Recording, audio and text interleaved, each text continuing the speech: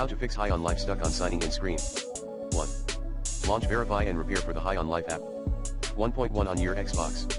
Refer to the IMG below. 1.2 in Steam. 1.3. For Epic Games users, 2.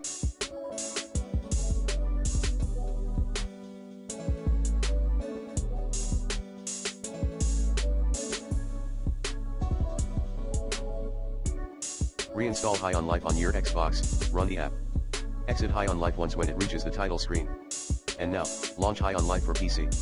Note, this may require you to turn on crossplay on your Xbox. 3.